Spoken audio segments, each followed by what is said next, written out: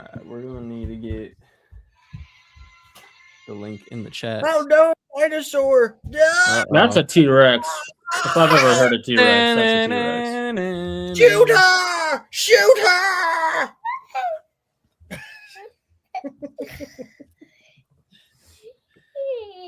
You got me. My arm is gone. You got me. You got my arm is gone.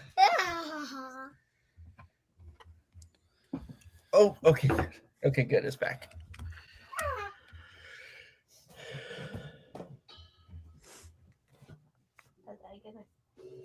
I didn't do a hot guy.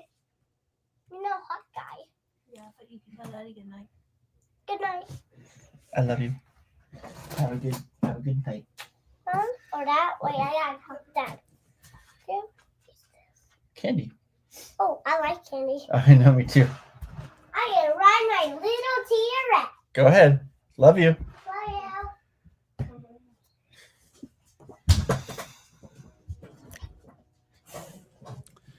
Alright. How about spiders? Spiders too? Spiders too? Yo, yo, yo, yo, yo, yo. Yeah. Those Posting the spiders.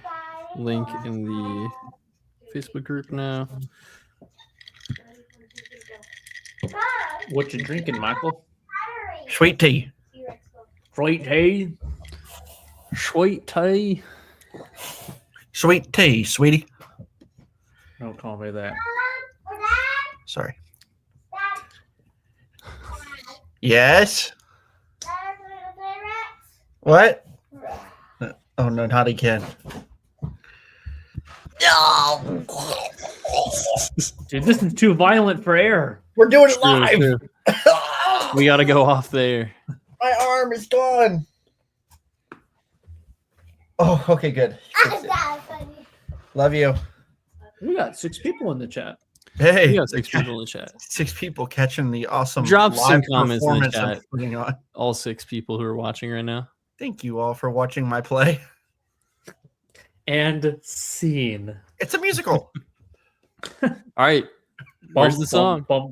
Put that thing back where it came from, or so help me. So help me. You and me. And so we put that thing back where it. I love that. She's out of our hair. Dude, Monsters, still Inc. is incredible. My favorite Pixar movie, I think. It has held a top 3 spot in Pixar movies it was my favorite until Toy Story 3 dethroned it. See, Toy Story 3, that's the one that really that gets me too. It's perfect. It is perfect. You know what Yes. else would be perfect? If all An 6 episode of people in the Banter Fodder? chat said something in the chat, that would be rad. Yeah, hey people, what are you doing? You're here. What's your favorite Christmas movie? Yeah, let us know. Let us know. Let it snow. Like James said. Exactly. Sorry. It wasn't. I exaggerated. Snow. Snow. I don't know what harmony we just did, but it was not right. It was better than right. All right. Well, I'm so excited. let's do this intro real quick. Hey, everyone, and welcome back to the Banter Fodder podcast. I'm your host, Droopy Drew, joined by my co-hosts, Michael Hoover Dam and Jimmy Jam, the Candy Cane Man. For all the... Dude, it's the season, man. It's the season. It is the season. 'Tis the season. For all the listeners here, Jimmy Jam had a peppermint in his mouth. The peppermint cigar, to be exact. Yeah. Dude, my place right now is loaded. I've got these little Debbie Christmas trees. If you haven't had these, Oh, of course they're the great. peppermint bark, Oh, Ghirardelli peppermint yes, bark. yes, bro. The only thing you're missing is some Christmas nougat. You know what I'm talking about? Come on, No. you guys. Come on. What is it? The Brax or whatever that brand is. It's like soft minty candy. Ooh, it's so good. You I don't guys, know. come on. I gotta say I don't know what you're talking about, but it Yeah, sounds How- good. Yeah, it does sound good. Once you described it, it sounds good. Pulling up a picture. You guys looked at me like I was crazy. I'll still Well, look I at you like mean- that. Anyways, though, it's been a little bit since we last streamed. Been a while. Feels like we've been kind of recording. I've never seen that. A day Yeah, in I've my never life. seen those before either. Well, you're But welcome. I want to try Go it. try them. Yeah. Jim is choking. Sneezing. Oh, okay. Bless you. Speaking of sneezing, though, 'tis the season.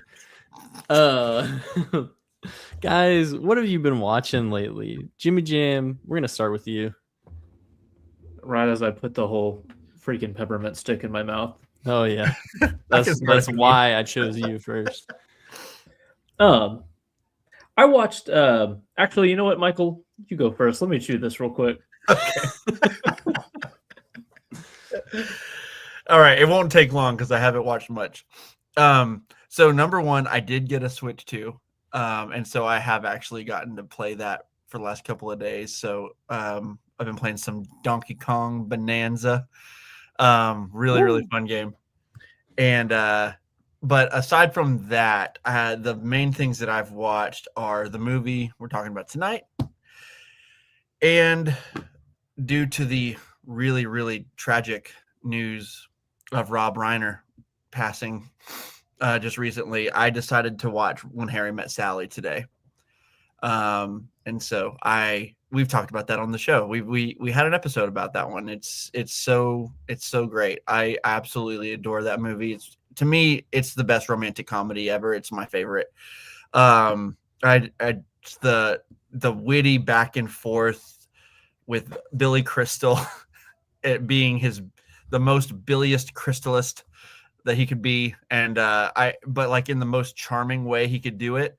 And Meg Ryan is at her best, I think, and she's hilarious. She's cute. She's wonderful. She's just wonderful in that movie. And then Carrie Fisher too, like, makes me sad now. Like I'm gonna have extra sadness with this movie because Carrie Fisher and Rob Reiner.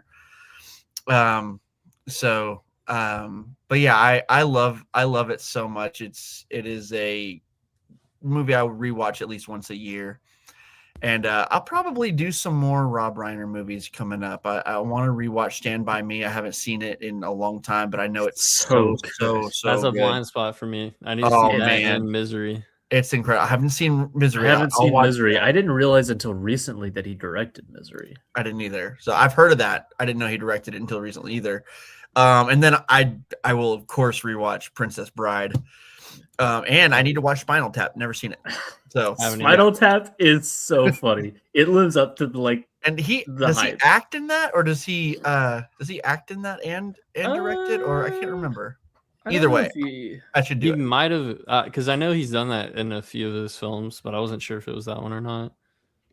Yeah, so I need to rewatch a couple of his movies that I've seen, but definitely Slasher Fred in the comments said This Is Spinal Tap is a classic. I know, I've always heard it is. So yeah, he is in it. He's And- for some reason I didn't know that was him, but yeah, it's hilarious. I also need to watch A Few Good Men because I've never seen that one either. same. It's actually pretty crazy how many things that we say in our pop culture that were from his movies. Like, you say "As You Wish," everyone knows what you're talking about. You say You can't handle the truth. You can't handle the truth. Or you say, "I'll have what she's having." Like, I mean, obviously he didn't write that movie, nor Ephron did, but still, like, it's pretty crazy. Like the hand that he's got on our our culture, and he's going to be greatly missed. And just we usually talk about people like Kubrick when we're talking about the guy who shows up in every genre, but like we just listed like super serious coming of age movie, a horror movie, a romantic comedy, like two of some of like, I mean, if you kind of count Princess Bride as a romantic comedy in a lot of ways, 100%. And it's also an adventure film. Yeah. Yeah, It's, like it's got it all. It really does. so the amount of, and then just like courtroom drama with A Few Good Men, like Yeah. he touched a variety of genres and left his mark on basically everything, every genre he touched. Yeah. And did he not also do American President, which I also haven't seen? I think he did that one as well. Yeah, so and that has who the oh my gosh. Martin Sheen in it. He plays the president in it, which is why he eventually played the president in The West Wing. Okay. That kind of led him to that. Nice. Because I believe Aaron Sorkin wrote American President, if I'm not mistaken. So, but yeah, anyway, Rob Reiner. I'm in a Rob Reiner mode right now. I think I'm going to go through some of his, but I did watch When Harry Met Sally today, and it's still as wonderful as it's always been. But that's it. That's all I've been watching. It's really not much. Wow. Yeah. Wow. Yeah. 'Tis the season to not be watching movies. I for will Michael. say we have been watching some Christmas movies around here. It's just kind of been like put a Christmas movie on while we do stuff. It's just like it's kind of crazy. We put on like the Santa Claus and Home Alone and like all these other movies that we always watch. But like I feel like I can't say I actually watched them, because I didn't really. But they're part of the vibes. Oh yeah. Absolutely. Jimmy Jam, what about you? So I rewatched the Jim Carrey How the Grinch Stole Christmas. Heck yeah. This is such a weird movie. It is. It cracks me up. I think Michael doesn't like it. Is that a I don't know how I feel about it. It's undoubtedly hilarious, but it's also like kind of, I don't know. It makes me feel weird. Like it's the Who's being so like, like Americans. Like I don't know, the way that they portray the Who's kind of turns me off. Yeah, I can get that. It wasn't until watching it now as an adult that I realized just how different it is from the original story and like the original cartoon, where like he goes up on the mountain to hear all the boo-hooing, and like in the original, the Who's didn't need the speech. They just went out and sang. And like the reveal is the presents were great, but that's never what it was about for the Who's. That's right. And so this version always felt weird because of exactly that. It felt like it. I grew up on the cartoon one, and so to me, the Who's have always been like they didn't need to be fixed. They were the good. They were the good here, and they helped fix the Grinch, and the Grinch turning the Grinch into the Who's, turning the Who's into the way that they're portrayed in this one, and the Grinch being this misunderstood, bullied kid by it doesn't really fit for me. Jim Carrey is incredible. I mean, he's hilarious, undoubtedly entertaining, and all of the effects are great. Like everything you see on screen is it looks great, but it has always been one of those that just never sat right with me, Yeah, I kind of get that. Again, like as watching it as an adult now, as a film, it's not like it dropped for me, I guess, as a movie. Yeah. It's also weirdly sexually charged in really weird ways. It really is. Like Ron Howard can get kind of weird sometimes. Yeah. But you wouldn't think that. Everything you're saying, that I don't know. He literally names all of the middle name of all of his kid is where they were conceived. So he's got weird habits. That's true. I mean, Bryce Dallas Howard. Now you know. For real. For real. That's hilarious. That's kind of epic, actually. So, Dallas's claim to fame. Come stay in Dallas. This is where. But anyways, see this hotel right here? This is the room.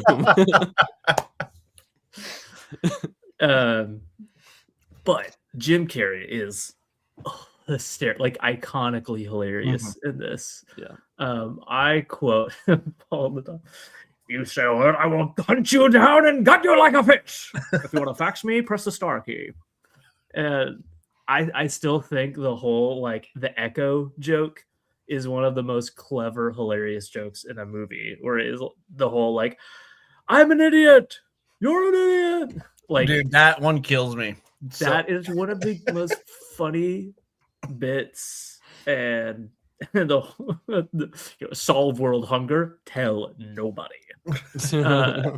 Like it's genuinely hilarious to me. So anyways, I watched that, and then I watched Meet Me in St. Louis, which is a movie I had apparently seen when I was super young, and I remember very little about it. I wanted to rewatch it because it's where we get the song. Like it's the song "Have Yourself a Merry Little Christmas" was written for this film, originally sung by Judy Garland in it, and it's really wonderful. Like it's way more of a slice of life kind of movie than I expected. It is not super plot driven. You kind of got this idea of the family moving away from St. Louis, kind of hanging over the film, and it's just all of these events they're experiencing as this countdown happens, and but there's not really a lot besides that, kind of stringing together all the vignettes, but it's just really fun. It's a really fun snapshot of that period of time. You see just what, like, how Halloween was celebrated then, different things they did for Christmas. Like it's a really cool kind of time capsule of the era. And I love Judy Garland, so yeah, I ended up really enjoying that. Those are the only movies I've watched. I'm continuing to play Zelda and Resident Evil, and then on a hot streak in The Next Generation that was just kind of broken by an episode that I'm like, it's okay. But before that, TNG is on a roll right now. Heck yeah. I've been making my way through TNG as well. I'm only like 2 episodes away from finishing season 2, I think. But yeah, I also haven't been watching a ton of stuff lately, just because I've been pretty busy. But fellas, I got to see Kill Bill, the whole bloody affair on the big screen, and I was levitating the entire time. That is the best way to watch it, obviously, because it's on the big screen. No, but like genuinely, that having it cut together, perfect way to watch it. And I had only ever experienced it, like broken up. I'd never watched it like back to back like that. But it really is just one story. It doesn't even feel like you're going from part 1 to part 2. It really just feels like these are the next chapters. But yeah, I love these even more on my rewatch. And while I don't think they're perfect, they're pretty dang phenomenal. And honestly, I completely forgot how notorious the first one is with the feet. But good Lord, Tarantino, what were you doing, man? Integrated into the plot. Exactly. He got away with it because he was like, oh, it really is for story purposes. But yeah, definitely recommend seeing them on the big screen if you ever get the chance. And if not, watch them back to back. And just ignore anything that he says outside of his movies, because apparently he's just stupid now. Yeah, Man, he's some stupid things lately. He's always said some stupid things here and there, but he really is on a roll right now. It's a shame. Anyways, though, I ended up giving this 4.5 stars. Could have been higher if it weren't for the Paul Dano slander, but anyways, though, And then as far as Christmas stuff, I rewatched Home Alone. Love that movie. Rewatched Elf. Also love that movie. And there was a Hallmark movie that I watched the other day. I'm trying to remember what it was now. James's ears just perked up. I saw them through the headphones. Yeah.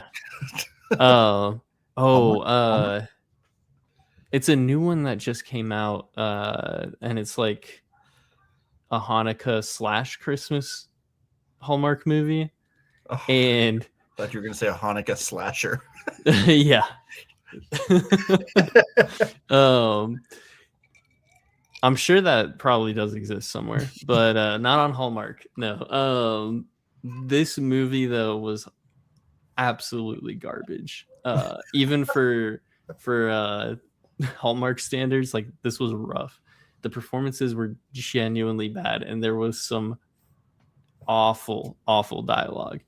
Not even in a Hallmark way. Like this, because when you watch a Hallmark movie, I feel like most of the times you're gonna get actors who can perform in that space, and they'll have like a charm to them. But the leads in this were just completely wooden, and oh gosh, like I said, there's some dialogue that's just is bad. You're making me want to watch it. There's one that I watched last year about some Australians moving to America in a Hallmark movie. Oh heck yeah! But it was terrible, and the kind of like what, like the template is here, guys. You know, why is this so unbearably terrible? You watched it and you were like, "What?"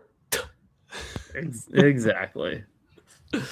There's a Hallmark Christmas movie called A Biltmore Christmas that has Jonathan Frakes, Commander Riker himself. That's the one that I need to watch. Yes, you do, because that's the North Carolina one, dude. So you gotta watch it for that. I didn't know that. Yeah. Yep. We're proud. Our proud pal, to have.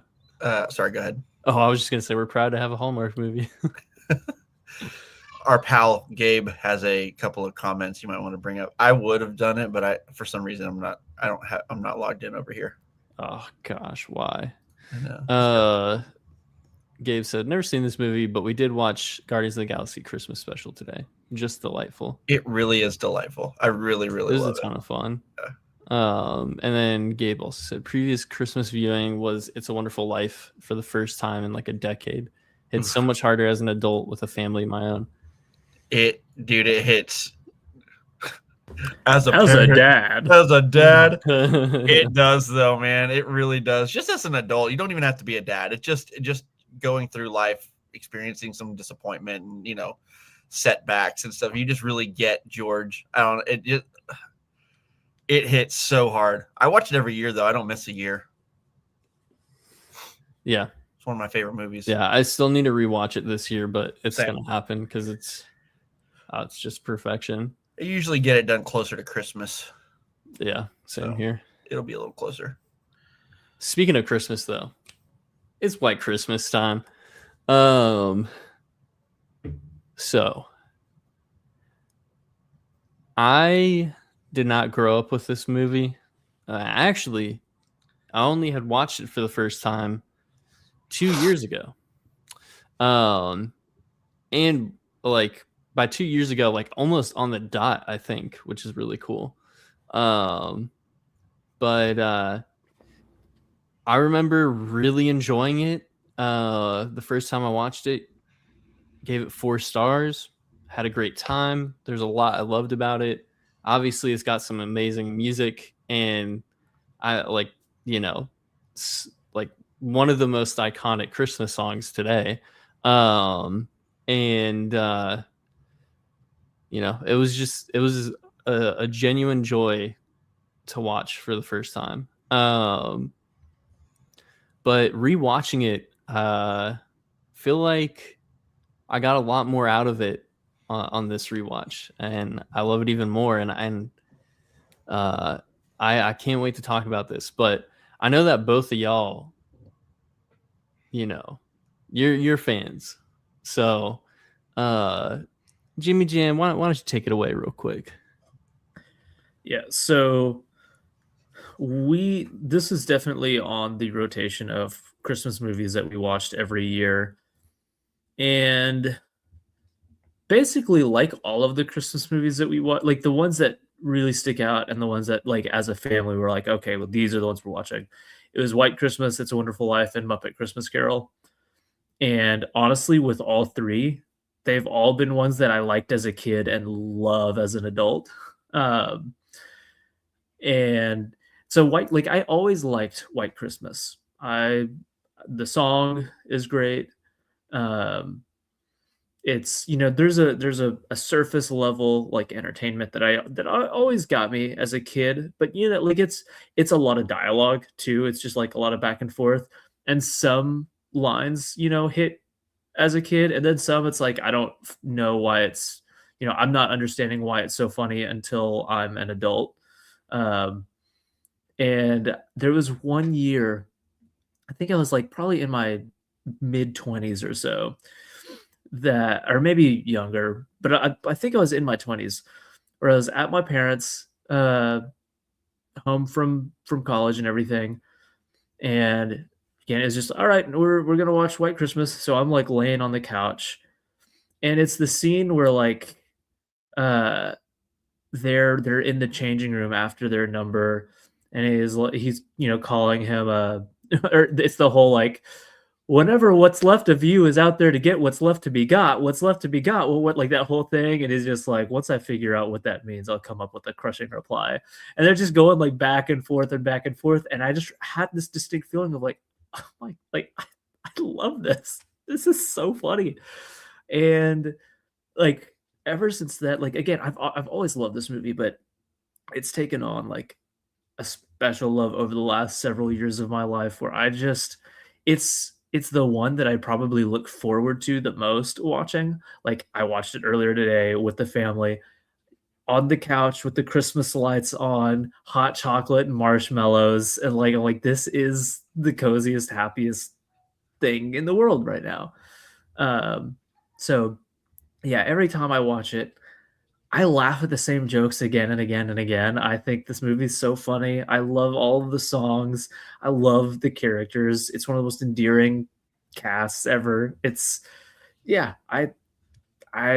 just love this movie. It genuinely like lifts my spirits and makes my day better when I watch it. It is, were it not such a seasonal film, it would be on my list of like comfort movies. Were it not so seasonal. Michael, what about you? Yeah, this movie is not one that I grew up on. I actually was shown this movie by my wife when we were actually like, it was our first, well, yeah, it was our first year together. I think it was our first Christmas together. She showed it to me, and it really affected me. Ever since then, it's been about 8 years now that I've had this movie in my life.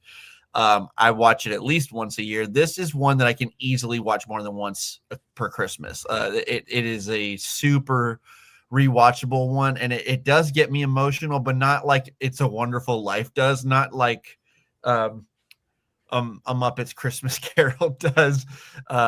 It's a little bit easier to just put on and not have to be in a certain like frame of mind to be like, okay, I'm ready to be wrecked. Right. Exactly. And so, and honestly, it's just heartwarming. It's not being wrecked. It's just heartwarming. It moves you to tears. And so, it's so fun. It is I love the Vista Vision, Technicolor look of it. It looks so, sometimes, and I know this movie wasn't made to be, it wasn't made black and white and then later made to be color.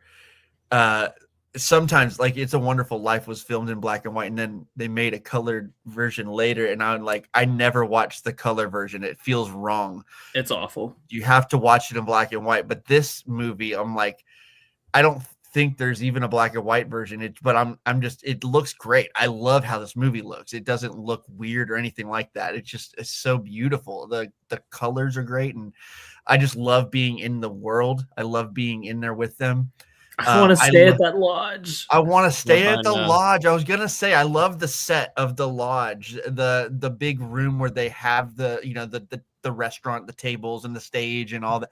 Like I love all of that so much, and we'll talk about more. I there's so much from just I respect movies like this so much. The amount of like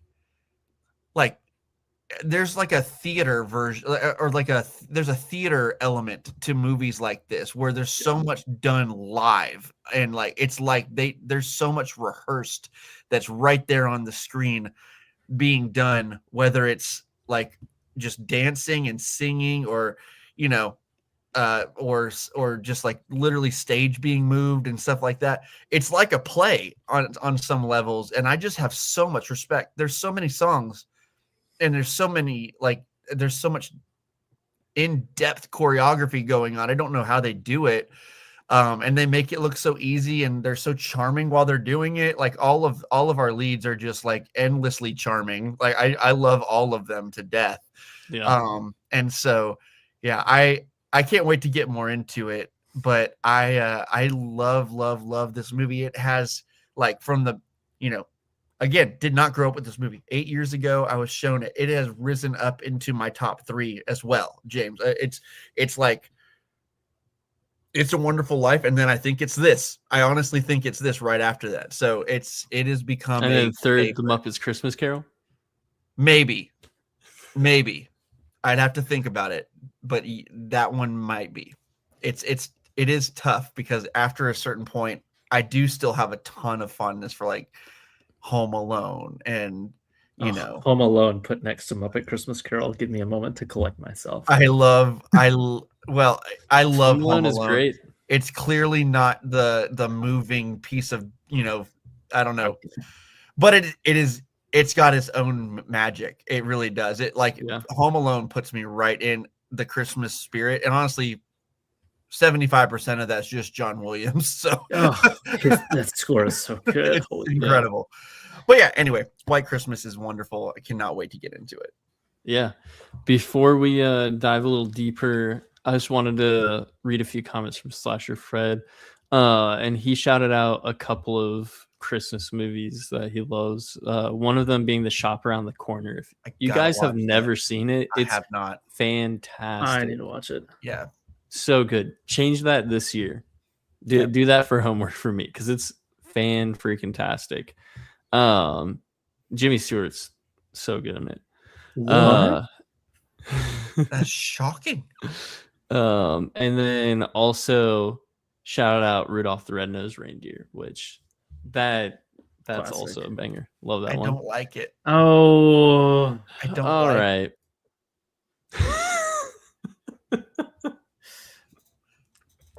Am I back? And then another one that Slash Fred shouted out was Miracle on 34th Street, which I never saw the remake. Oh, okay. Yeah, there's I have a two hot take. remakes. I have a hot take. I like the 90s remake better than the original. Yeah, I think it's so magical. I love it so much. I need to watch that one because I've also like you're not the first person who said that it's really good. I really like the original a lot. So It's got the little girl who played who I think she played Matilda, I think is what she did early on. I want to say that. But she's a child actor. You would I feel like you'd recognize her if you saw her. And then it's got Richard Attenborough as Santa. As Santa, and he's incredible as Santa. He was born to play Santa. I kind of feel like. Spared no expense, he says as he hands out all the toys. Man, but yeah, it's great. Well, let's dive a little deeper into White Christmas, but let's start off talking a little bit about just because you were mentioning it earlier, Michael, and while it's fresh on my mind, let's talk a little bit about the musical numbers, because this is a musical through and through, and musicals can have a lot of different flavors. Sometimes the music can be storytelling, and in some ways maybe that's true here. But one thing that I really like about this film is the musical sequences.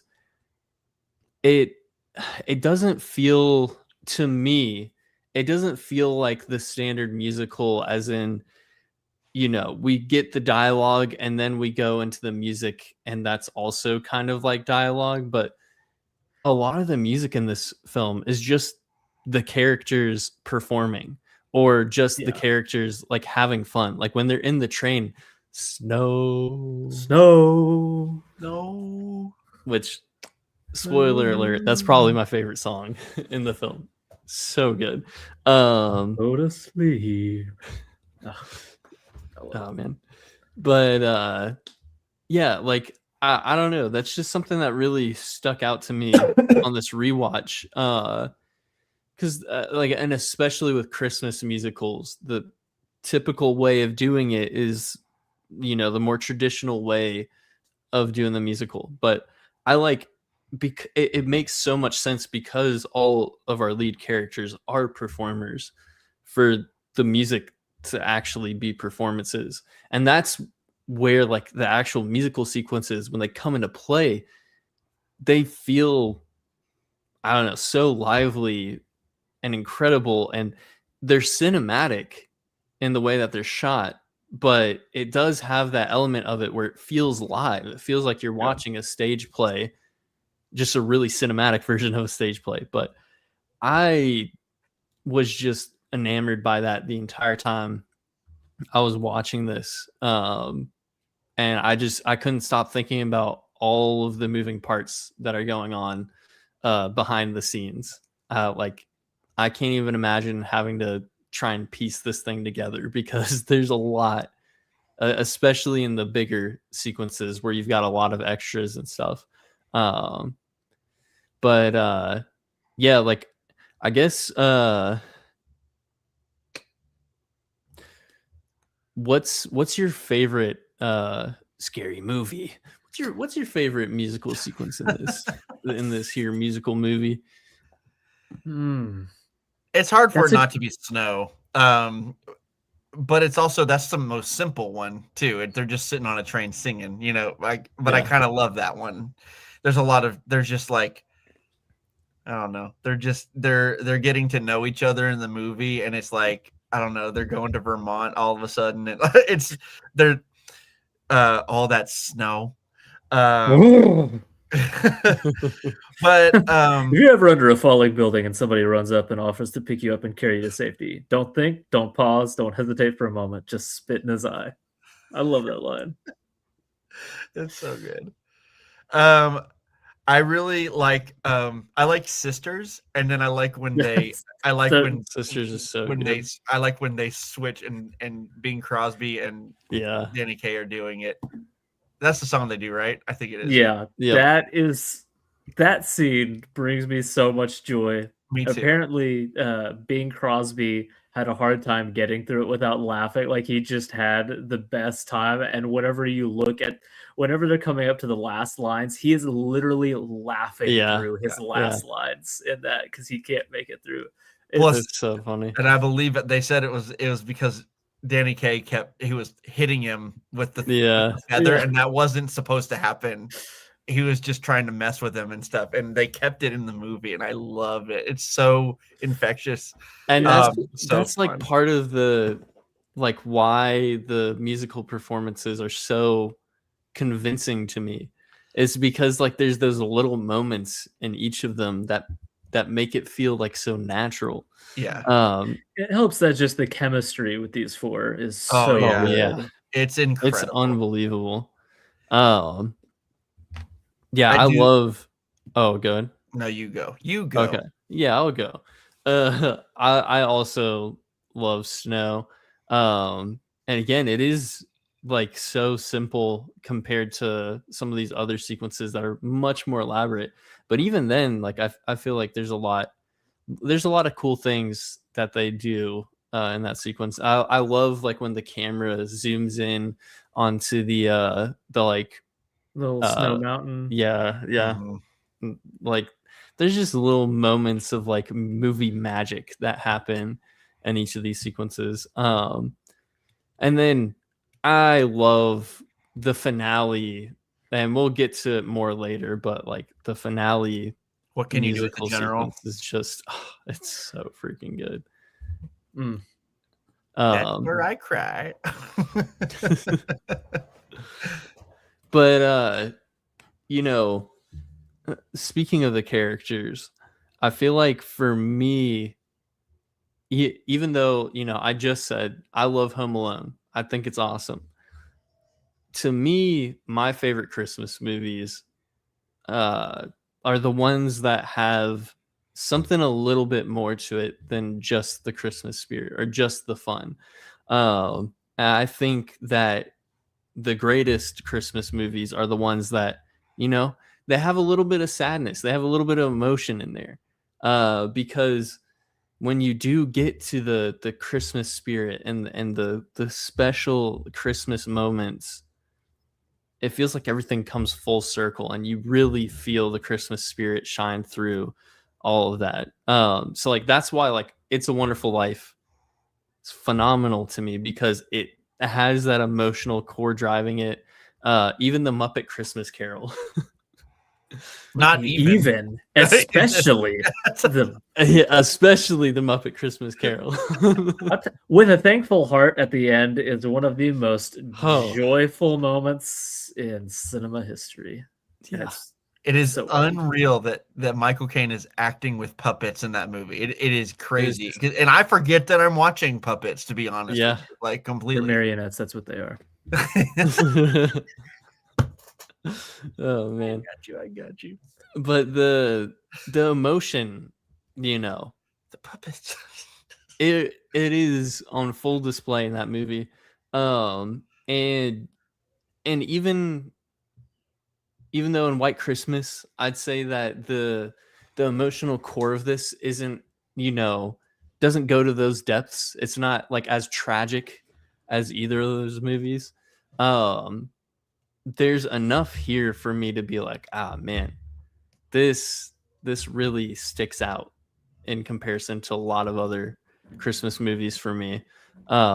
Because everything with the general, Yep. and having the everything come together with all of our characters and the story like pointing towards the general's character, I think is such an interesting way to tell the story.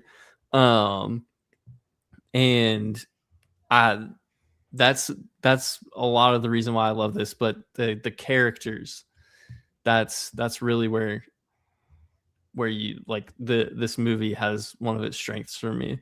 There's an Okay. open-hearted earnestness to it that just really clicks with my sentimental self. Like whenever the granddaughter looks up the stairs at him in Yep. his uniform, like my heart melts. Yep. I just, and the shot, like as the camera is just held on his face as like tears well in his eyes as he realizes what's happening. Oh my Like, gosh, dude! that shot is just so good. Like when he's almost in disbelief at this gathering, it's so wonderful. It's just like it's so cynicism free. It's Yeah. so wholesome and sweet and endearing and wonderful that like I have such a hard time feeling anything except for what the movie wants me to feel. I'm like, yes, this is I'm feeling all of the things, everything that you wanted this scene to do to me. It's doing to me. Yeah. 100%. I think that's exactly, you said it really well there. I don't have a whole lot to add to that because you kind of nailed it, but like this movie is just completely devoid of cynicism. Like, I guess it's brought up. Cynicism is kind of brought up, right? I guess and it's because refuted. it's refuted, right? But like the emotional core of the movie, there is no. I feel like if you made a movie today with a grandpa and a granddaughter, there would be some sort of cynical, like, I don't know, there'd be some sort of like, war, whatever. It would not be admiring him for the man that he is and for the things that he has done. But like in that shot, she's just looking up, her eyes are welling up in admiration of her grandpa. And that's all it is. That's it. And it's beautiful. And then, yeah, he opens that door and he sees the room full of people there to celebrate him and to honor him. And these men who have been in battle with him and who have gone through tough times with him, but like they set him up perfectly at the beginning of the movie, because like you hit the entrance, you can tell immediately he stands up, everyone's like, oh God, he's here. They respect him fully as general. But then you also see, like, yeah, he just sent the general coming in to replace him on a wild goose chase so that they have a Christmas Eve to celebrate. Like, he's a good man. And I love that line too when he's like, that sergeant will be a private in the morning, and he's like, yes, isn't he lucky? Isn't he lucky? Yeah, it's such a good line. And they set his good, kind heart up so well in the beginning of the movie. And then so when he pops back up in the lodge later, you're like, oh. But the guys are like, oh, general, I love the further we get into the movie, just the onion, you just peel the layers off of the onion, and he's just like a gentle soul. It's the donut hole inside the donut hole. But he's a gentle, kind soul, just trying to do his best in retirement. Honestly, he's having a hard time finding his place. He wants to go back, and he feels like that he's not needed anymore. The scene with the letter, man. I know, it's so hard. It's so hard and well done. It's so well done. But yeah, the general to me is, I mean, I think we would all agree that the general is the heartbeat of this movie. Even though he's not the star, Bing Crosby and the core four there, they are the main like attraction to this movie, as far as like, they're doing all the big numbers and they're in most of the scenes and stuff like that. But the general is the emotional core of this movie, and the general is the reason. And I don't know the name general of thoughts. I don't know the name of the actor. What is his name? Dean. I'm going to say Jagger, but that could be wrong. Jagger. I don't know. Soft J. His performance is so layered, and it's got so many levels to me. Yeah, like an onion. there is that like that kindly pride in him that like isn't off-putting at all. Like whenever Emma's like, don't worry, I told them that we can't pay him. He's like, no, like we signed a contract. And I love the whole like, be there punctually. And then he winks at him. Yep. Like, he's just like, or I'll sue. Yeah. And or like the scene with the letter where he's like, he's fully convinced he's back in it, and just you see the moment when he realizes it. And I love just within that one scene that starts with him with him asking the general if like, oh, you into horseshoes, and he's like, that's an old man's game kind of thing. And then he realizes the letter and he's like, you can stop now. This is what he's gonna say. And then he just kind of gets up and he's like, maybe I'll learn one day. Yeah. And he steps over there to like accept that, okay, this is where I'm at. And he's, you could see he's disappointed, but in the background, like whenever he's walking up, a guy throws it, and you just hear him go, "Oh, that's a good shot!" Like he's already like stepping up and joining in a like a fun, good spirit about it. Like I just love him. He's wonderful. Mm-hmm. And I love even like his the housekeeper or whatever. I can't remember her name. Emma, right? Yeah, I Emma, think it's yeah. Emma. The eavesdropper. Dropping eaves everywhere. Like any self-respecting manager. Even her, she's like the way she talks about him and like, oh, he's such a terrible businessman, but then like, but he's so beloved by her too. Like the way that she'll talk to or like how offended she gets for him when she thinks that this is being exploited for him or whatever. Every single person has so much respect and admiration, even though they're like, oh, what a terrible, he's just a terrible businessman making, what did they call the deal that he made? He won it in a shrewd business deal. Shrewd business deal, yeah. And then obviously there's that kind of thing, but then there's also like he's our general, but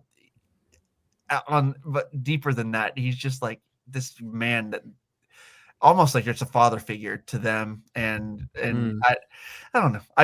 I love just the general attitude toward the general. Yeah, I agree. So many times to say general, it had to happen multiple times, and And what's funny is in this case, it really is the general. Exactly. That is generally the case. Well, no, that didn't work. General case. General. Oh gosh. Random, but the Emma, the manager, one of the scenes that really gets me is whenever she's like, oh, this is so wonderful, thank you for doing this, and then she goes to kiss Danny Kaye and then he's like, it was his idea, and she kisses him. Wow. So many great little bits of humor. She cracks me up. I got along quite well without you. It took 15,000 men to take my place.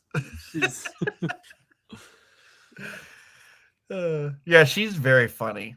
Yeah. I did have one. I wanted to run this by y'all because there's one little tiny thing that drives me crazy about this movie, and it's a pet peeve of mine in like a lot of things. It's obviously not just this movie.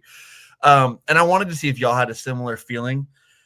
I feel like the main drama of this movie is manufactured a little bit with and so like when she overhears and then like she's off the phone when he clearly is saying if she would have just stayed on the phone for like literally 10 more seconds, she would have heard, I don't want any television. This is we're not getting $1 from this, whatever. If she would have just heard that, but like, of course it's a movie. We have to have the drama. It drives me a little crazy. I wish there was some more. I wish there was a little bit less of a leap that they had to take to get the tension between, oh gosh, what are the names of the characters between Bob and Betty? That has always driven me a little crazy because like, this feels so like, oh, if they would just talk, like, it's one of those annoying things where if this was all of this happened because one lady who's a blabbermouth just didn't stay on the phone 10 seconds longer. I wanted to see if that bothers y'all at all, or if I'm the only one. It does bother me a little bit. I look past it because it's a magical movie and everything, but it does not bother me at all because you like Hallmark movies. I love Hallmark, and this is the template. This is. Would you call this a Hallmark of Hallmark movies? Yeah. General Hallmark. What's the whole Zack Snyder is the blueprint, dude? White Christmas is the blueprint. It followed, like, it really is when you think about it. You've got so many similar beats. the misunderstanding hits right exactly when it's supposed to. It's resolved exactly how it's supposed to. It the is lack of cynicism. exactly. It is a it is a Hollywood hallmark.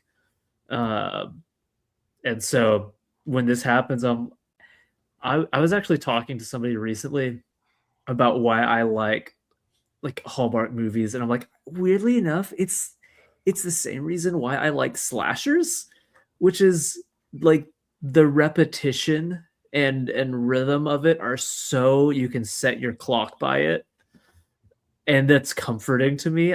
So when this happens, like watching it with the family, I was literally like, "Uh-oh, here it comes," whenever the phone call was happening.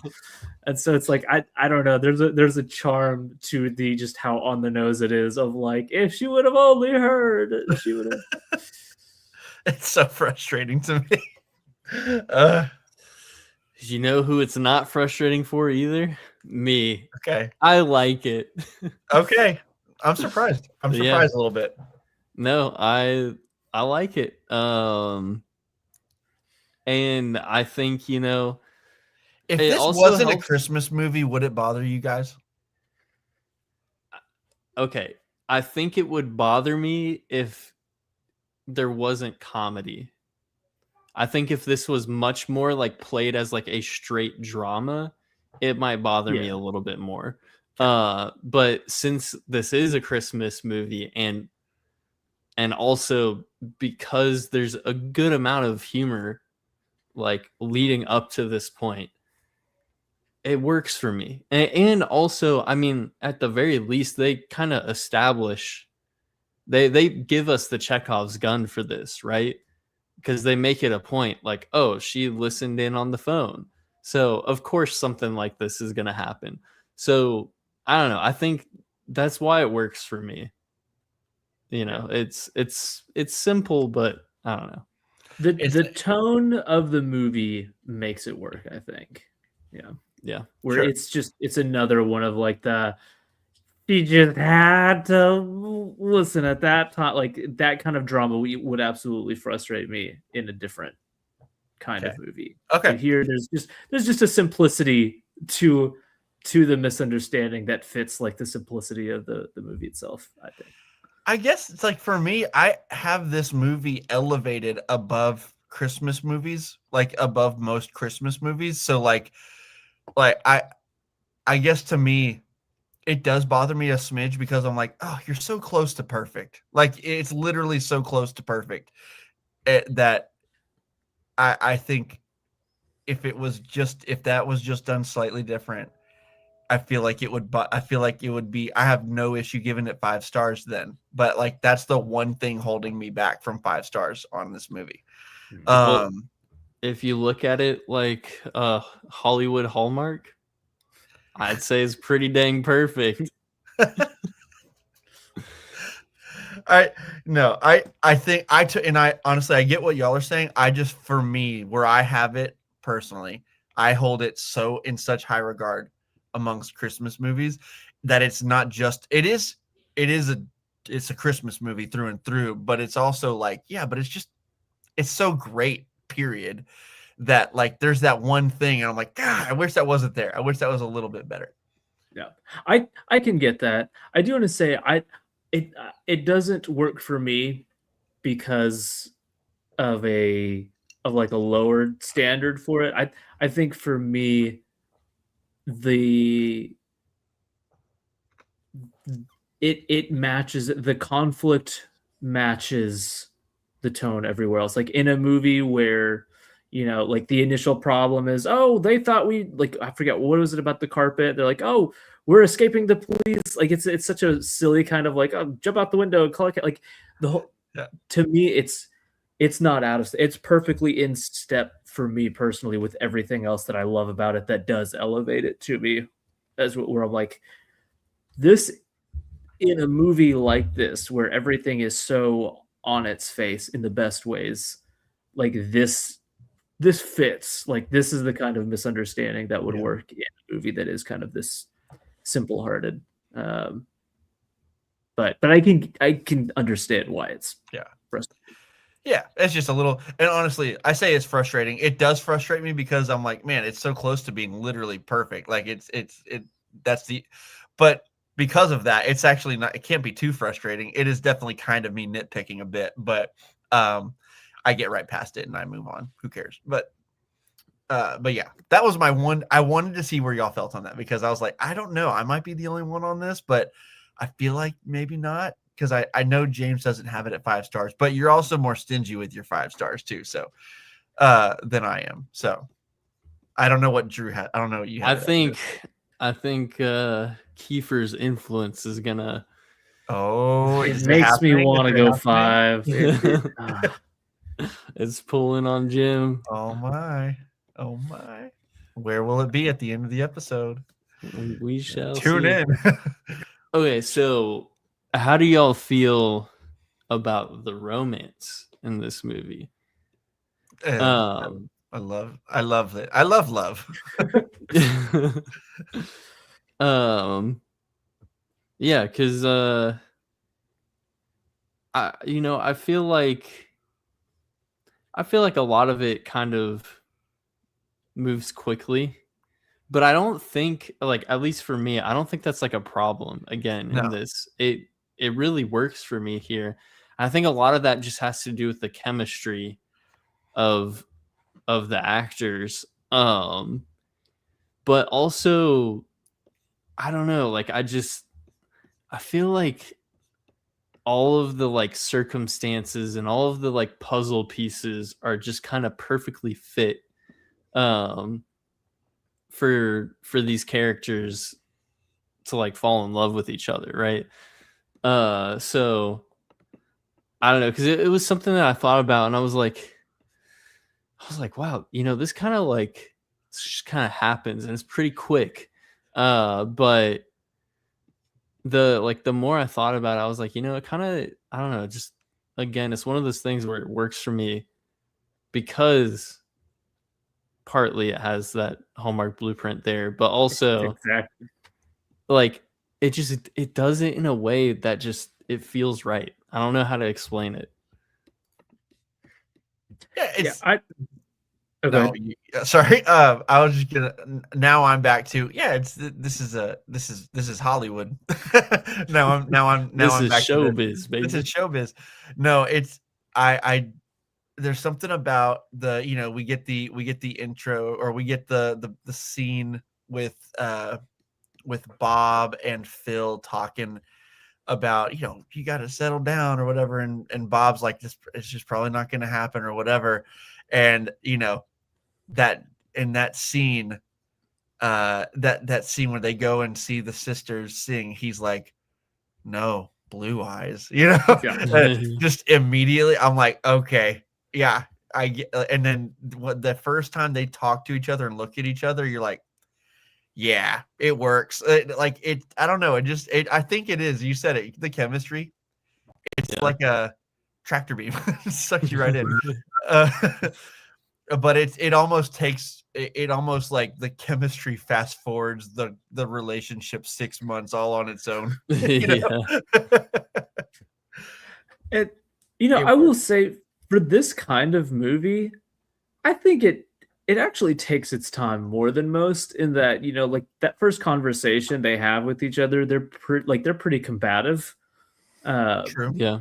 And then I think even when it, like with the snow scene, there's hints of romance because we know the kind of movie we're watching, but that whole thing still just kind of has the vibe of like just friendly camaraderie and singing and stuff. Yeah. Like, it's not until we get the Counting Your Blessings song, which is pretty far into the movie, that we have like the romance actually is even out in the open and they kiss. And that takes a bit. So I think for a movie like this, it takes its time to establish, like, let them get a few really solid scenes of really good chemistry before we like say, now kiss. And also, like, in most movies, like, nuance I think is a good thing, but I think this is a movie where it's like the idea is like, he's, they like each other. They're gonna get together. We're here to watch them get together, and it's They're a lying to movie. themselves for a while, but they get there. Yeah, like it's a movie about movie magic, not about like super Agreed. super nuanced kind of like this is the thick and muddiness of real relationship. Is like no dude, this is Christmas magic. That's what this is about. Yeah. By the way, one line I have to, it's somewhat related, but when Phil, I love this line when Phil says to Bob, I want you to get married. I want you to have 9 children. And if you only spend 5 minutes a day with each kid, that's 45 minutes. And at least I'd have time to get out and get a massage or something. And I love when that's caught back up. She's like, we're perfect strangers. What do you get out of this? 45 minutes all to myself. Oh, it's so good. I love it. And I do think that the romance works as well because so much of it is just all wrapped up in humor that just works so well. Good. You had messaged that Danny Kaye was a treasure when you were watching it, and there's every now and then like when I'll rewatch this, it'll just be a different moment that'll make me laugh more than I remember it. And the line whenever he's like, Mr. Wallace was just saying how remarkable it was that Benny Haynes' sisters should have eyes. I mean blue eyes. That is eyes. And then he just goes, ah. Yeah. And the way Bob is just like, oh, nice out. Nice out. or like there's so many like little things in Danny Kaye's performance where I'm like, oh, this guy is just brilliant in this. Even whenever oh gosh, what's her name? What's the sister that Judy? Yeah. Whenever she's like, oh, we need to get engaged, and like just the way he's like he just acts like nervous so perfectly. Not until it's absolutely necessary. And then later on, when it is absolutely necessary, and he's being all awkward, and he's like stumbling on his words, and he finally says, yeah, I like to announce that we're engaged, and he like his voice cracks when he says that. It's just effortlessly funny. And then there's the one quote that I put in our chat where he's talking to the ladies, and they're like, oh yeah, our landlord filed a police report, blah blah blah, and he's like, well, we like to take care of friends. And then one of the sisters is like, but we're practically strangers. And he's like, well, we'd like to take care of that too. It's so good. He's got something about him. It's kind of, his face is very animated, and he's really, really great with the physical comedy.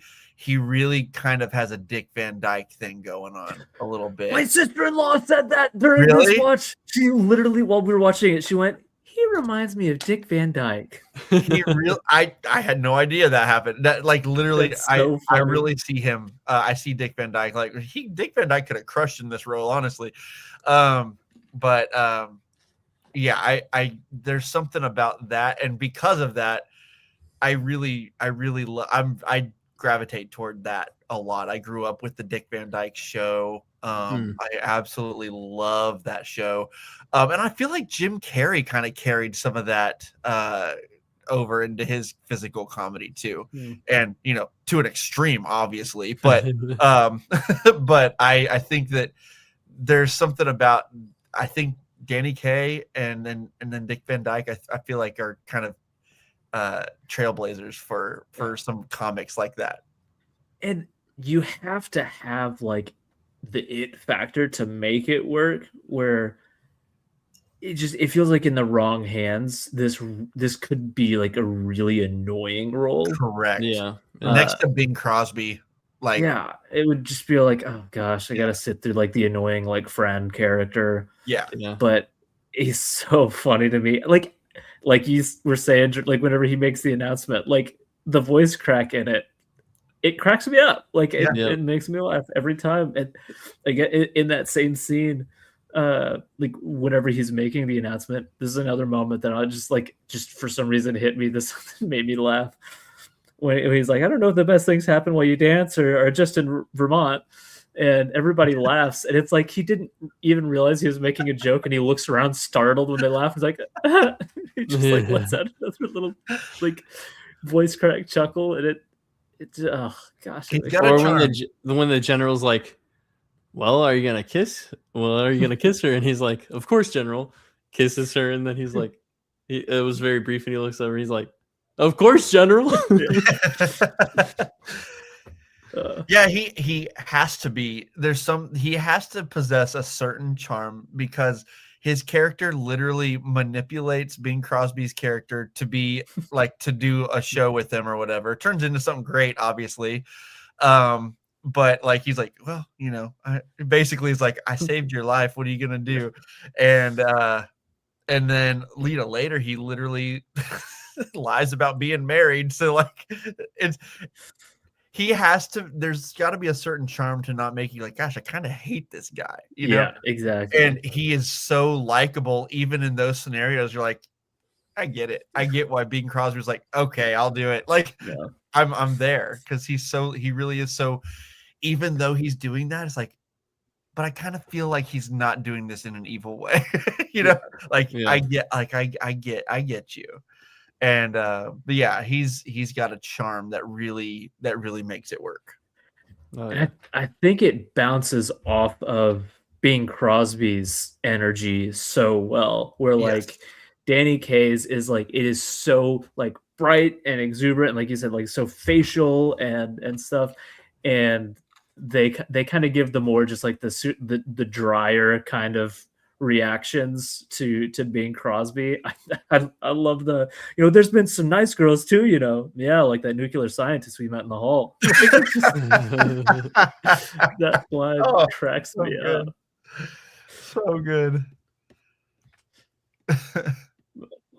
And I also feel like the dynamic between the sisters too, like this, like Betty being, the more serious of the two, and then was it Judy?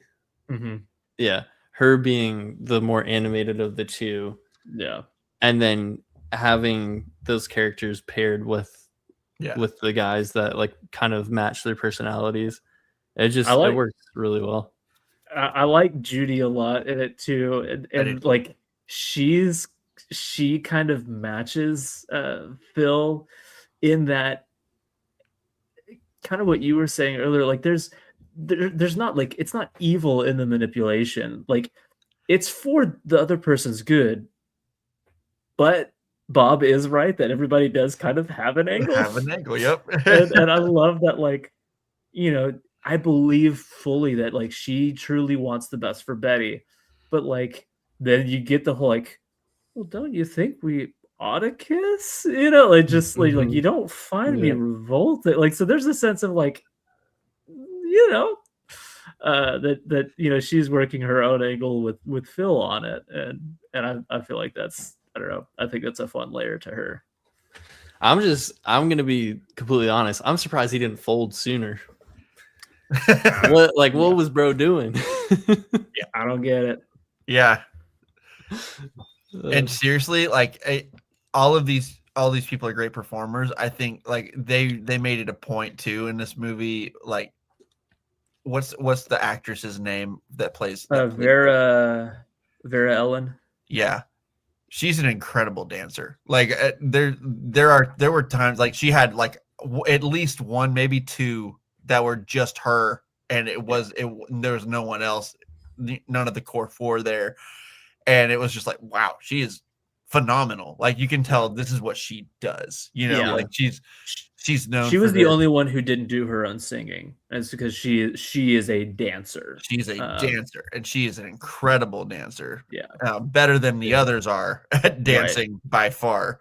In fact, I think Bing Crosby is not a dancer. at all. No, he's not. God bless him, but he's not. Just- He kind of just sits there and does the hey. Hup, hup, hup. but it works. It fits his character well. It does. But yeah, like even some of the sequences, like where she does like really crazy dancing, she's wearing like high heels. I know. And I'm like, how in the world are you doing that right now? Dude, the tap dance scene, whenever it's just her toe in front of him, I'm like, Yep. all right, Quentin. Yeah, they're all like, Tarantino. dude, I don't know what this movie did to him. This is where it all began. Now we know why it's his favorite Christmas movie. I hope this doesn't awaken anything in me. Community. Oh gosh. The Dean. Yeah. Oh my God, dude. Yeah, no, she is an incredible. Also, we were talking about like favorite musical numbers earlier. Honestly, this is one where like I kind of love all of them. Yeah. And the one as a kid that like didn't do anything for me, I kind of love now, which is the best things happen while you're dancing. Like I really have fun with that one now. One, just because it feels so like old Hollywood musical of just two characters running around a set, you know, twirling each other around, and it's That's just, Phil and Judy. yeah, Yeah, I love that one too. yeah, it's super fun, and I get that one stuck in my head all the time. Also, I love that like all of the songs sung in it are just woven into the score constantly. Like Yeah. at the cast party, they do like the band there is just playing that song on the piano. I'm like, and they do the same with Counting Your Blessings, and then just having the one tapestry of music it's weaving in every song that's played, and like the score doesn't really exist outside of those songs, and so it keeps them constantly in your mind. Like I love that. Yeah. Also, another great song we haven't really talked about, and this one does weave more into the plot a bit, is Love You Didn't Do Right By Me. The one that Betty sings later in the movie. Like, that's a good song. Yeah, it is. And it just she just sings it by herself the whole time, and it's like, man, that's good. That's really good. And she's amazing. Rosemary Clooney, by the way, that's George Clooney's aunt, if people didn't know. Did not know that. I did not know that. That's yeah. all. Okay. I also love her in this. She's fantastic. Yeah. She's got like apparently Vera Ellen is actually older than her in real life, but she plays the younger sister in this.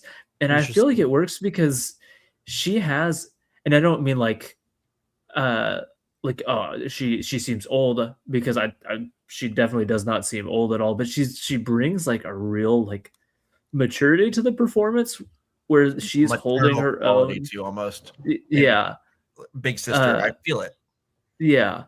And I don't know, like whenever she like is having to kind of severely hold her own with Bob, I think it really works. Like when she gets short with him, you're like, oof, gosh, I would hate for her to talk to me like that. You know, like yep. So I don't know. I think she is super solid in this.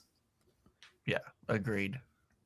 And like whenever she like it makes the moments when she's like really soft with him like stand out. Oh, the moment where Bob realizes that she came back, like literally in the middle of the dance number. Yeah.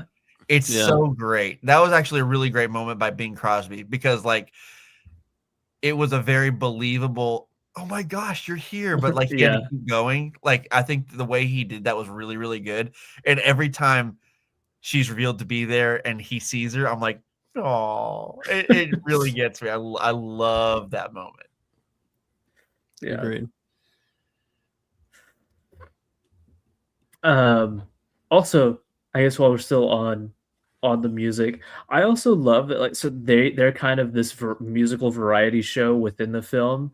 I love that for periods of the movie is just like a musical variety show. Like whenever they're rehearsing, the movie's like, Yes. And now a series of musical numbers. Yep. And I'm like, yay! Yeah. I love the theater. Like that one Yeah. cracks me up. And the whole like Mr. Bones moments. I laugh at the left the well alone joke every single time. So and they pack like several songs all kind of into that sequence. And I really like the Mandy one too. I like that one gets stuck in my head all the time. As another moment for Vera Ellen to just like whenever she's like kicking her leg over her head and then back, and then I'm like, God, Yeah, it's crazy. Yeah. so that whole extension of musical sequences back to back is like it's one of the moments where as a kid I'm like, yeah, this is okay.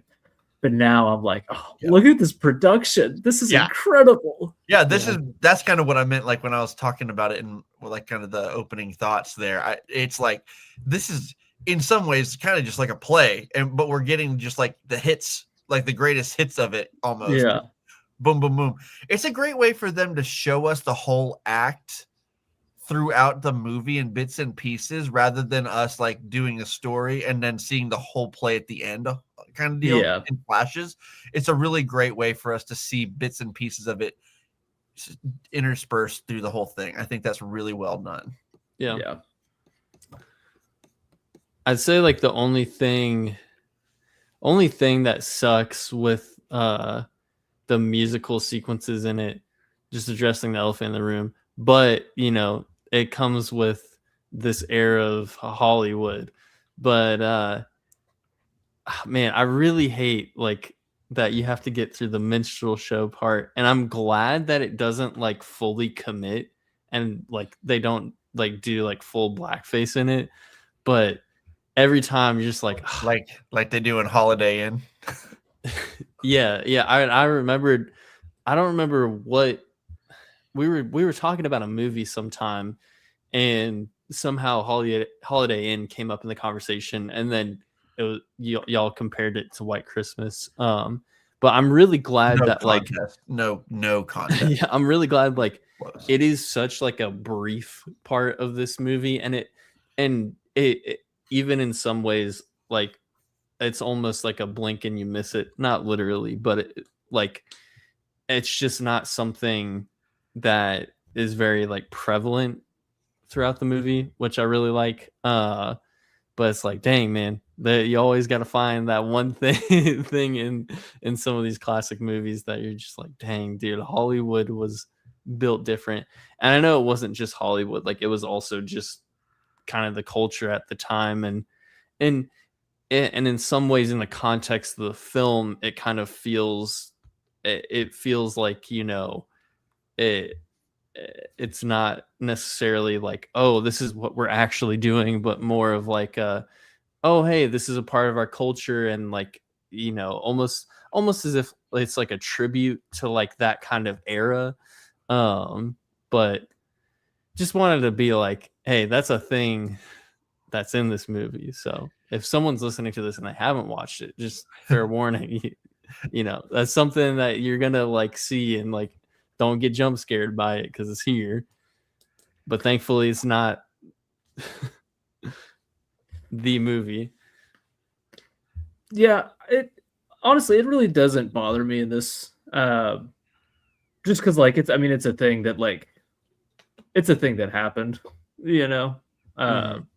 Like you wouldn't go to a variety show and probably not hear it at all.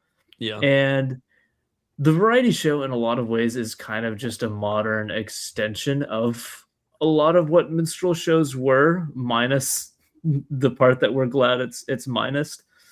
So I don't know. To me, the quick like brief reference to it in lyrics is never anything that's like really been a thing to me that I've got too caught up on. Yeah. Same. This one is not it's not nearly like it is almost, to me, I think James, you just said it really well. It doesn't feel extreme at all. I honestly like barely notice it as much in this one. It's really Holiday Inn. I'm like, man, they're really doing this, aren't they? But like this one is definitely. I don't feel like it bothers me nearly as much. Obviously, like if it come out today, they wouldn't do it. But like it doesn't feel like it is as crazy as we've seen at times. And so it's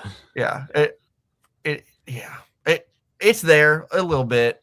But it is like James said, that's what happened back then, and it's it's not as bad as some of the other stuff that we can find. Yeah. Just thought like I'd mention it just for anyone listening who's like, if we were talking about Holiday Inn, I'd go in on that. Pretty good. What was the one movie that it's like Breakfast at Tiffany's, where like you can't go through Breakfast at Tiffany's without talking about that. For me in White Christmas, it's like I almost forgot about that. It's like it's just a reference because it just in terms of that period, like it's just going to be a reference in conversation. But like, and if it was Holiday Inn, also, that's just not a good movie. No, it's not. Thank you. Thank you.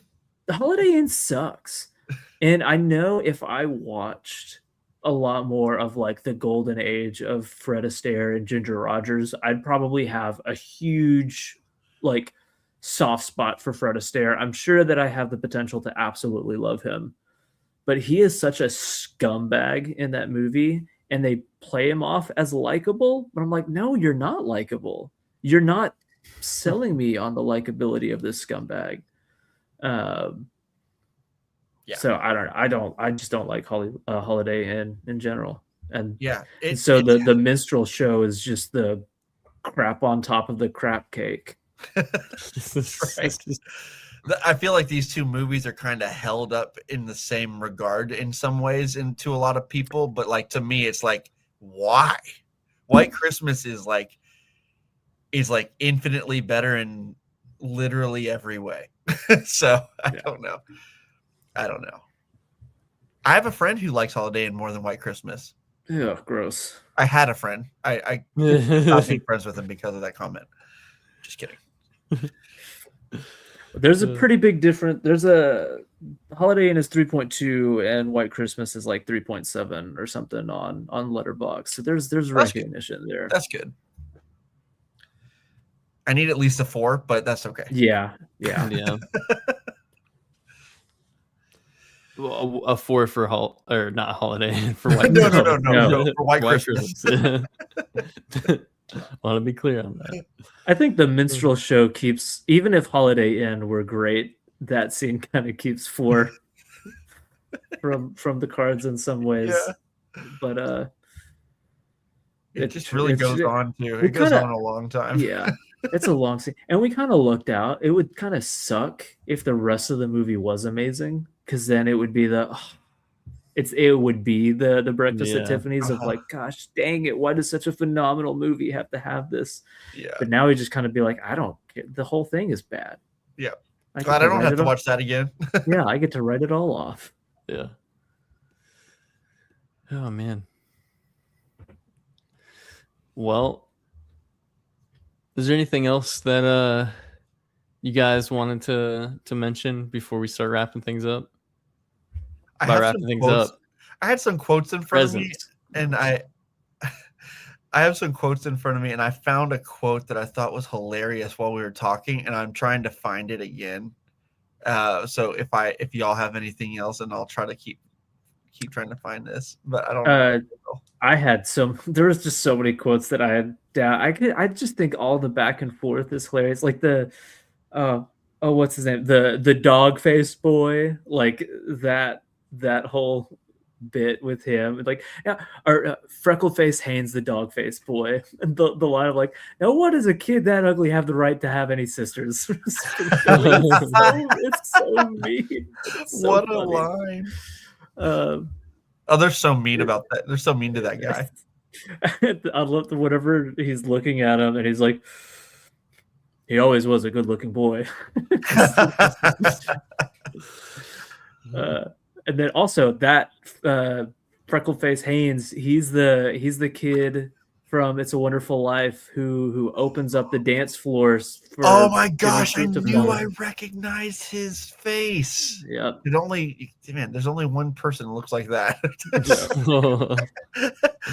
That's so true. Good eye. That's And it's the awesome. same no, never mind. Never mind. I was gonna say it's the same director. It's not. No. This director did Casablanca, right? Yes. Mm-hmm. Yeah. I guess the last thing while Michael finds the quote, the ending of this, you've got all the songs, the reprise of the "We Love Him" and the White Christmas. The last images that this movie leaves me with, it really is one of those things that, like, I feel lighter in my step. I feel like just notably happier. Yeah. All of them in their Santa outfits around the big tree, and the door lifts up and you Snow see it falling. snowing outside. Oh, yes. And the you just get that image of the red suits on, like, framing each side as it pulls back, and they get the audience to sing that. It does something. And Yeah. the way it bookends, a similar thing. This movie opens and closes in a similar way, where the opening shot is the little painting of the Christmas village with White Christmas, and you get the pullback shot that reveals all of the soldiers. It's a really cool shot where the shot is held over all of the soldiers sitting watching it, and it just pulls back further and further, revealing more and more of the set, more of everybody seated around watching. And it ends with the closer up of them on the stage, and it pulls back as they sing White Christmas, and it reveals the same soldiers from the first scene seated watching them sing White Christmas. The first and last shot of this are like, it's amazing. a perfect reflection of the same cast, the same song, just different settings. Oh, gorgeous. It's so good. It rhymes. Yeah. I said in our chat, like, this movie is magic, but, like, I really do mean it. Like, if this doesn't get you in the Christmas spirit, then you really are the Grinch. Yeah, I agree. And honestly, the quote is like, I'm not gonna go through with the quote because I think that's a great way to end. Like, this movie really is just magic. And I didn't even realize that was the same shot or like a similar, like a rhyming shot there. That's so cool. I need to now. Guess I need to go rewatch it. Darn it to heck. Well, and it wasn't until this viewing that, like, it even, like, dawned on me that, like, it's even the same audience. He got all the military guys back. It's the same people watching the same people sing, and it's so good. Yep. Oh man! Now when he goes like, you're undisciplined. You're and I've never seen such a beautiful thing in my entire life, or whatever. That's his character right there. All that. Yeah. I love this movie. It's wonderful. I will watch it every year until I die. Well, since you'll watch it every year till you die, give me that rating. 4.5 stars. James? I'm gonna stick with the 4.5 just to keep it there, because I feel like if I went 5, it might be one of those ones where it's later on like, maybe I'll pull it back. But like you keep it there if you brought it there. You love this movie. I think it's been there before. Okay. Is the thing, but I don't know. It's weird hair splitting, but it's none of it. I think part of it is because sometimes the 5-star is like this. Like Muppet Christmas Carol and It's a Wonderful Life are my, like, 5-star Christmas movies, just because I feel like the ending of those movies, George Bailey running through the streets saying, "Hello, Bedford Falls," and whenever Ebenezer Scrooge has, like, the little cute bunny help him pay for the turkey to bring to the Cratchits, like, and he's saying, like, those are moments that just inspire something in my soul that like does something. And White Christmas doesn't have like that. It's just a perfectly wonderful, fun time watching great music and great chemistry and everything. So I don't know if it quite has the ingredients to bring that like this is a 5-star, life-changing, perfect kind of knock you on your socks. But it's agree. like I don't want to like. That's not bad. It just doesn't exactly. it doesn't take you to the depression that the others do. Yeah. So when you go so high, it's such a difference. Like Christmas Carol and It's a Wonderful Life. There's some really like tough stuff that you have to get through to get to the incredible warm feelings at the end. And so it really does. This movie doesn't take you that low, but that's not a bad thing. Exactly. Yeah. And so it's like it does not reflect. Like I don't mean for it to reflect in any really negative way because this is one of my ultimate happy movies. Yeah. Like this movie genuinely improves my mood every single time I watch it. Yeah. I think it's also a 4.5 for me. 5.5. Yeah, it's a 5.5 stars. Yeah, for the same exact reason that you brought up, James. I think in terms of it being the Hallmark Christmas blueprint, perfect. And I think, like I said, this movie is magic. It gets you in the Christmas spirit.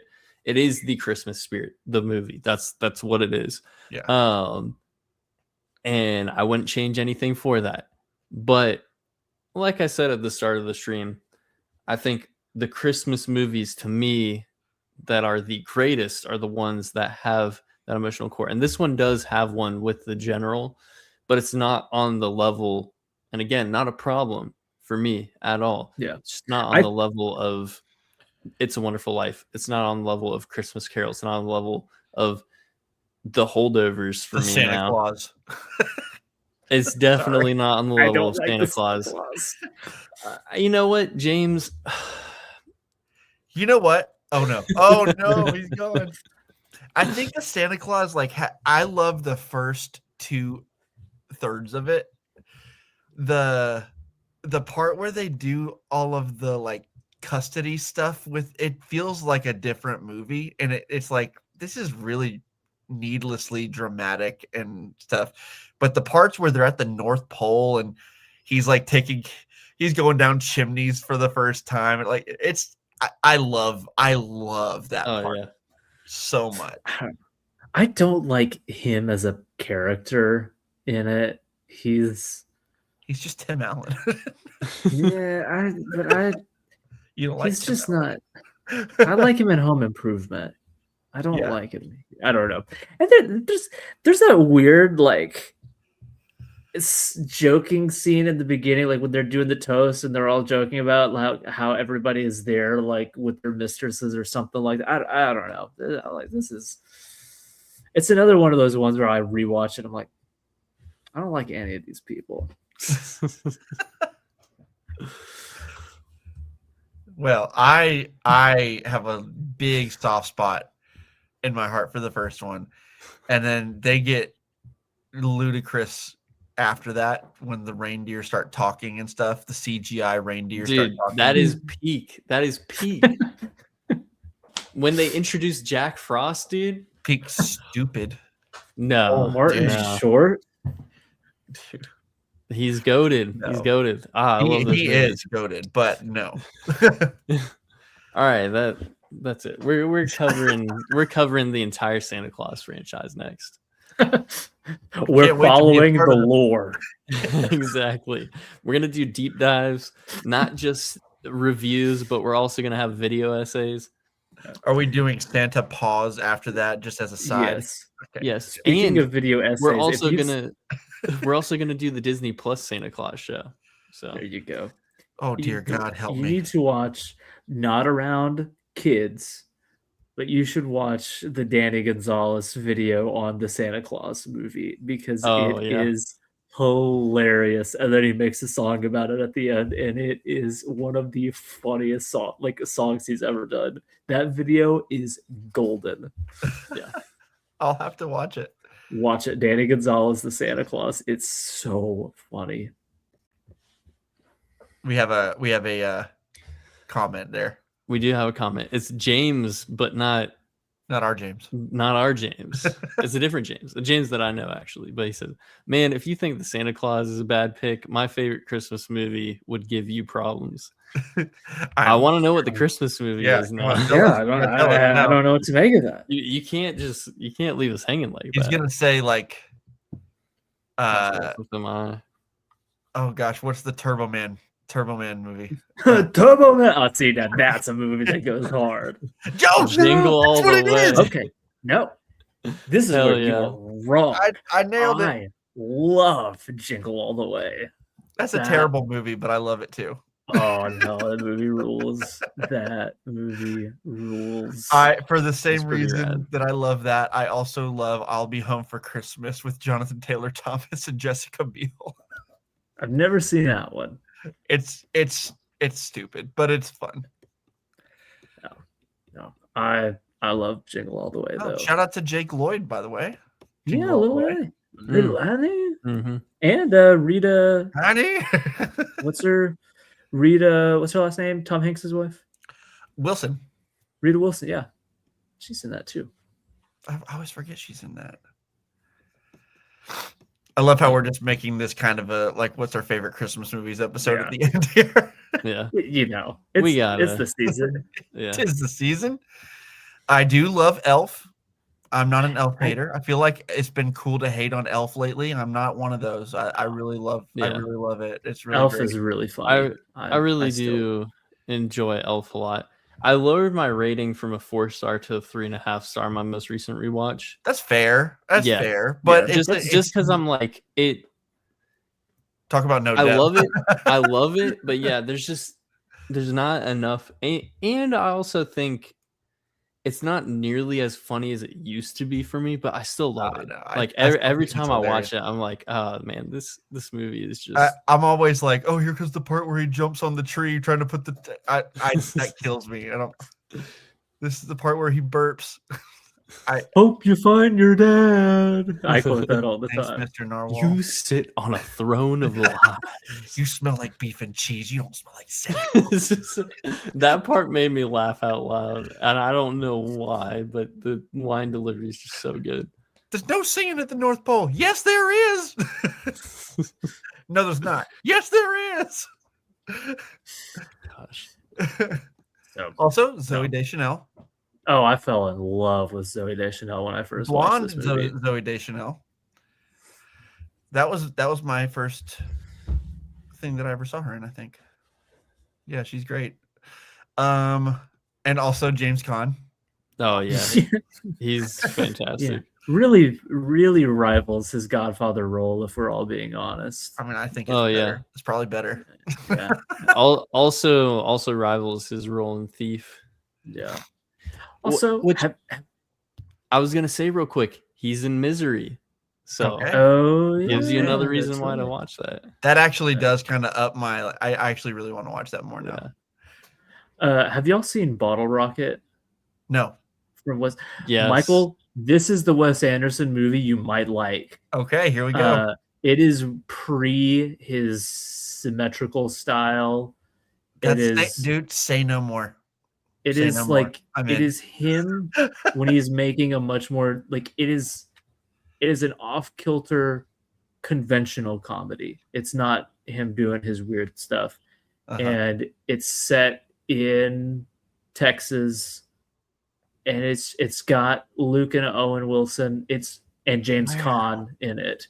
Okay. And I've always heard it's great, but you would like this one. Cool. It's free of everything that I think it sounds like annoys you about him. It sounds like that's true, and I will absolutely give it a shot. You will give this a positive review. I'm convinced of it. I'll report back. That sounds good. Yeah. Like literally everything you said, I was like, okay, yep, that. Yeah. it sounds like it wouldn't annoy me like the rest of them do. Yeah. It is a genuinely funny movie. And to be fair, the ones that I've seen, I actually do like Grand Budapest Hotel. I do Good. like that. I like that movie. I love that. I just find everything. I do find it to get tiresome. It feels like he's got his bag of tricks, and that's what he does. And I don't particularly love the bag of tricks for me personally, but I can understand it. Yeah, so for that reason, I feel like I would probably like Bottle Rocket based on your description. Yeah. Go watch Bottle Rocket. But yeah, I guess let's go ahead and wrap this up. Which is a shame because we're probably not going to be back until the new year. Crazy. Oh, yeah, that is a shame. Yeah. It's going to be a crazy couple of weeks though. Yeah. Schedule wise. So how Feel many that. episodes are we in, y'all? Like I think we're about the 70 mark with this one, if I remember correctly. Wow. Yeah. Wow. We're getting there. We're Crazy. getting there.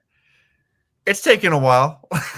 Yeah, it has. It has. We're not as but consistent as we'd like to be, but I'm But I'm glad that we, 2026 every you're not week 52 episodes. yes, sir.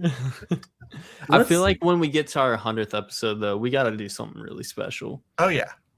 And by that, we got to go through the Airbud. Santa Claus movies. Airbud. Oh, dude, I'm so down for Airbud. James and the not Jimmy Jam James, but other James said happy to catch one of these live. Happy to have you here. We are. He is across the pond, so there's a bit of a time difference. Oh, dang. Yeah. Across the pond. All right. Now he's no longer happy that he was here. To be fair, he joined, didn't it? I'm quoting something where someone had a bad accent. So it's is that my out? What Okay. do you mean a bad Yeah, accent? yeah, That's exactly. just Straight what they out. sound like. Am I right? I'm kidding. Nice out. All right. Anyways, though, let's get to the wrap up real quick. Dang it. I'm sorry. But yeah, glad to Oh, no, have I'm so everyone. Glad to have everyone tuned in. Hope that everyone has a happy holiday, a happy new year. We will be back in January, hopefully the first week of January, the first full week of January, that is. Can't wait to be back. We'll see what we got planned for the new year, but I tell you what, We've that already 100 talked about some really good stuff. we've What? got some bangers on the way, I feel like, and our 100th episode, it's gonna be something special. That's for sure. Airbud. Exactly. Don't tell anyone that you heard that, but yeah, Secrets out. exactly. But yeah, if you haven't already, go follow us on your favorite streaming platforms in the link tree below. You can also join our Facebook group there as well, which is Banter, Fodder, a film and television discussion group. And go support those local theaters, watch some movies, get some concessions. There's a lot of movies coming out this month. Avatar coming out this week, actually. Got my ticket. I got my ticket as well. I'm seeing it in IMAX 3D. Yes, You already sir. know. Oh. And then Marty Supreme is right around the corner. It's true. We're hopefully gonna, I still haven't watched The Smashing Machine. I really want to, but from what I hear, Marty Supreme is like the better of the two Safdies this year. So The two people that Keith and Q were both way more positive on Smash the Machine than the average. So I'm betting that they probably sniffed out the greatness in that film. yeah, I'm inclined to believe that I'll like it a lot more so than most people. So definitely looking forward to getting to that one when I get the chance. I need both of y'all to come down to Texas so we can go to the Texas theater. Oh, dude. That's what we'll do for our 100th I need that. episode. We'll do That- go to a movie there, and we'll They'll do a- it's we'll for do a whenever live. they play Airbud at the Texas Theater. Exactly. Yeah. Dude, I don't know why you keep bringing up Air Bud. It kills me every time. I just thought the most random movie I could at the time. You know, it's that. Hold up, let me cook. It's actually perfect because they are working on a new Airbud right now. And I'm pretty sure it's slated for next year. So At some point, we were just for no reason we should just cover Airbud.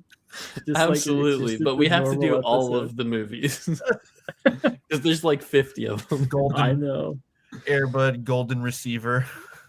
What also like No, that is that's such real. an A+ pun. That is Yeah. such an A+ pun to great. me. Gosh. We Oh, were in man. the outro. We're still going somehow. Well, you know, it's our last episode of the year, so we got to go strong. Yeah. Yeah. I like it. I like it. Yeah.